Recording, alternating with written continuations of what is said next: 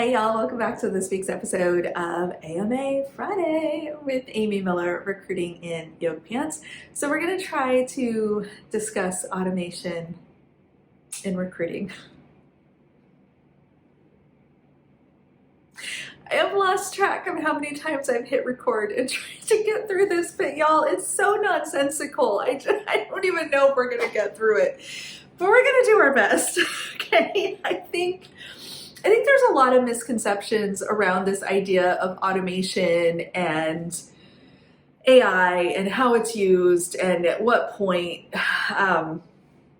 We're just gonna try, okay? This has been really hard, much harder than I anticipated. So okay, we've had the whole bot discussion. We're not gonna revisit that. I've had several people call out, rightfully so, but call out bad practices and say, well, you say this doesn't happen, but what about X? What about Y? Why did I get? How about that? How do you explain? And I get it. It's very fair. I mean, one gentleman, I'm paraphrasing heavily here, but said something like, how is it that I, an iOS developer, get constantly bombarded with requests for or jobs that are like back end, completely opposite, like not at all what this person does. Fair question.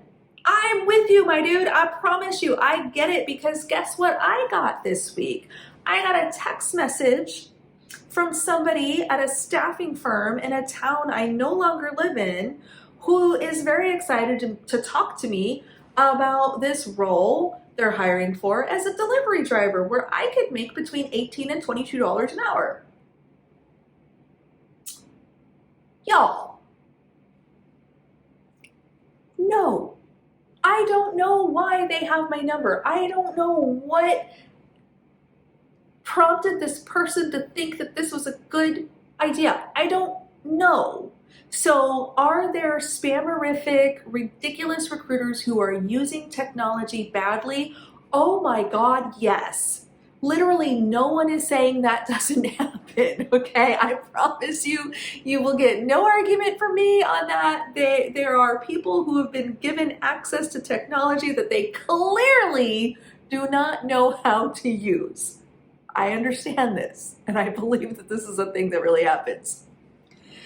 It does not mean that all of recruiting can be automated, that it can all go away, and that you don't need the middleman and blah, blah, blah, blah, blah. Y'all are so,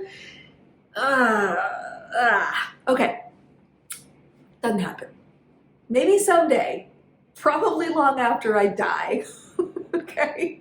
Someone tried to tell me that LinkedIn is gonna, replace recruiters. LinkedIn has been around almost as long as I have in recruiting. I think I've been recruiting about 5 years or so when LinkedIn came along, and I'm still here. Making like 5 times the money I was making 20 years ago, by the way. So if anything, LinkedIn has helped my career, not taken it away. Go figure.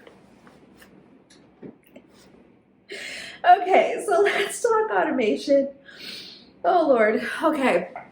So there are some very cool AI search tools on the market. I use a couple of these. I think they're really neat, and I think if used properly, it can be a game changer. It can save us a lot of time at that front end, top of the funnel, figuring out who are the people that we need to talk to, and how do we get their contact info, things of that nature. So I'm going to talk about one specifically that I use a lot. There's a few out there. I've used several of them. I have lots of nice things to say about most of them. But one in particular that I love is a tool called HireEasy. It used to be HireTool. They changed the name recently. So HireEasy is a great little AI sourcing tool that is completely separate from my ATS. Okay, this is not part of my ATS. This is not part of my CRM. This is merely a sourcing tool that sits over the internet, and I can put in my search criteria, I can upload a job description, I can do all kinds of cool things where it will actually learn what I'm looking for, and it will help me figure out, how to build the right search string, specific criteria. If I'm looking for this technology, do I also want to consider these other 3 technologies that might be related? So it's really cool. It's a neat little tool that I use all the time. Every time I sit down with a new manager and we start a new search, I actually will bring this tool up and be like, okay, let's play with these search criteria here. Let's look at what the job description thinks we're looking for. Let's edit, let's adjust, and let's create this search strategy. So it's wonderful for that, okay? Now, keep in mind, I have not even developed a short list of people I want to talk to, and I have not started sending anybody messages yet. I'm using this tool to actually create my search strategy and figure out what I'm up against. Labor market insights. Hey, you want this laundry list of things? There's like 10 people in the US that fit the criteria. Are you sure? And so we can use it that way as well to actually help bring some sanity to our search process, okay? So now let's say we've got that right, we figured out the criteria, we agree this is our must-haves, whatever. Now I'm ready to search. So I can search on LinkedIn, I can search the general internet, I can search various sites, social media sites, whatever. It's fabulous. So now I'm developing that short list of prospects. Now I want you to understand, this is a completely separate process than managing applicant buckets. People who are coming to me, who are applying directly to the job, that's a different work stream, and I'm going to review those applications in the order that they come in, and I'm going to look at every resume against the basic qualifications for the job. Completely separate process from the automation that's happening over on the search side. Okay, so I run my search, I get my list of people, I start looking to see, do we have any previous history with them? Have we talked to them? Have they interviewed? Do they fit? Whatever. And then I'm going to start making contact. Now, this is where automation can come into play. So there's a couple things that can happen here. One, I can actually set up the tool to send me new matches.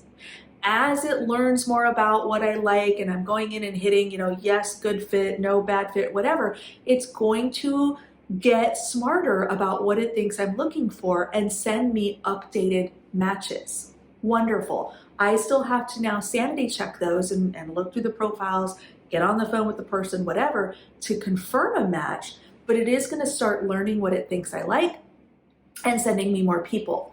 Then I have my list, okay, and maybe I whittle it down to, the top 50 people that I'm really excited to potentially talk to.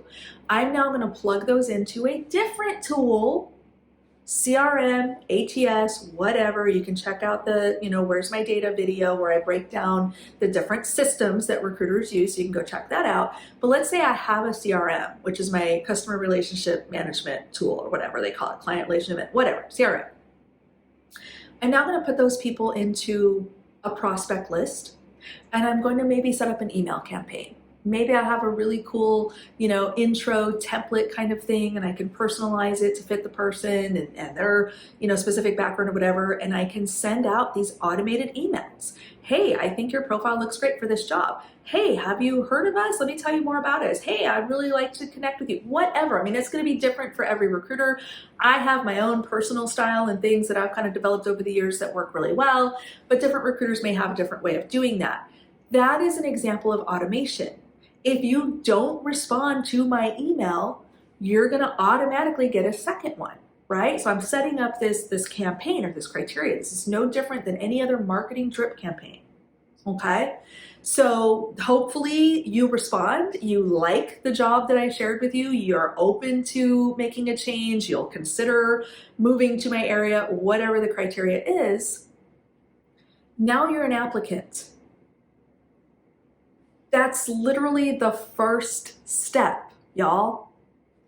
There's so much more that happens after that is not automated.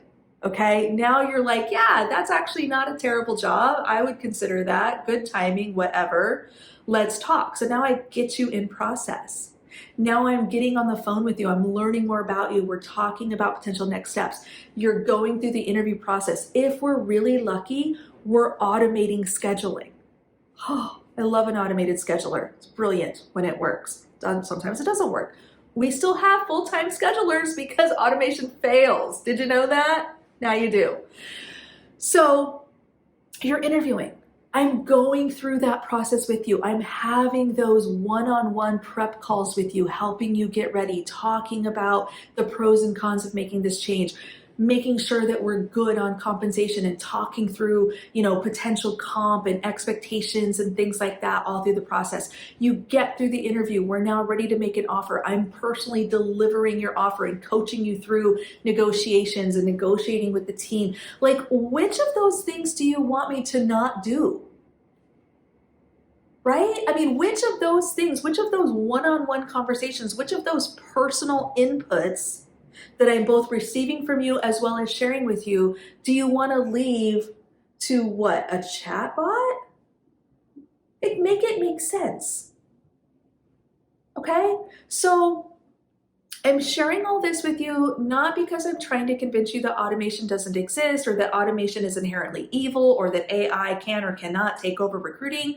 I just want you to understand where we're at today in this year of our Lord 2022 is not that complex, and it is only as good or bad as the recruiter who is using it.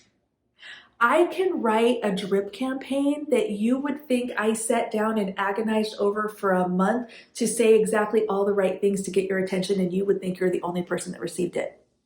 Because I care that much about getting it right. Somebody else could write the same drip campaign and have the same email set up, and it's absolute garbage because they set it up wrong and it's high name and all that stupid silly shit because they don't know what they're doing and they haven't taken the time to really get that first part, the very, very, very top of the recruiting process funnel. They didn't care about getting it right. Automation doesn't fix that, y'all. You will never, ever, ever take the human element out of recruiting, and I will die on that hill. Okay? All right, I think we got through it. I think we actually went overtime, but that's okay. Let me know down below. What do you think? What's been your experience with automation? What do you think should be automated? What can we automate? And what should we leave squarely in the laps of the people who give a shit and get it done correctly? I don't want to negotiate my offer with the chatbot. I can tell you that much right now. I want to talk to a real person. That's just me. All right, y'all, let me know down below. Let's keep the conversation going. We're going to keep talking about big tech recruiting in future weeks. So drop your questions, comments, words of concern. I read them all, and we will see you next week.